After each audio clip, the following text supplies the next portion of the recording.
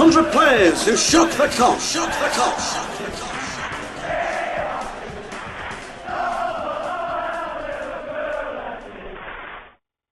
Do you know what? I once asked Bill Shankly, after he'd retired, who was the one player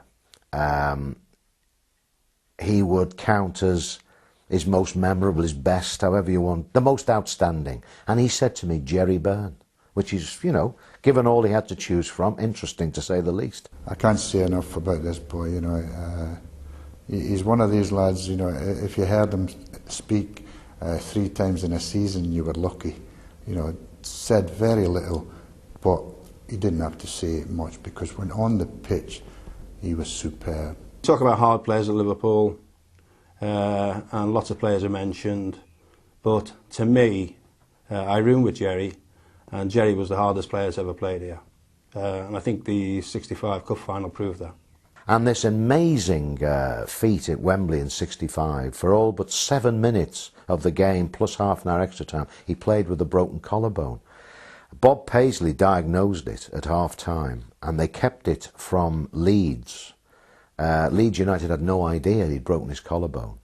And when you think about that, the pain must have been incredible.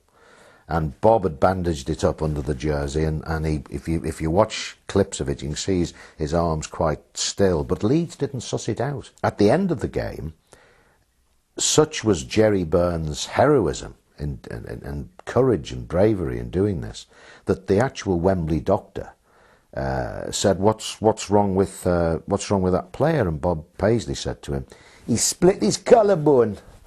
And the doctor said, "No, he hasn't." And Bob said, "Yes, he has."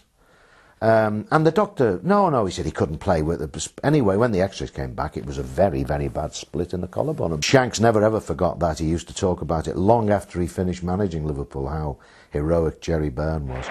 And here's Gerry. Yes, he has hurt that right arm. He really was a good player, Gerry Byrne, you know. A very quiet man, good tackler, very good tackler, good trainer.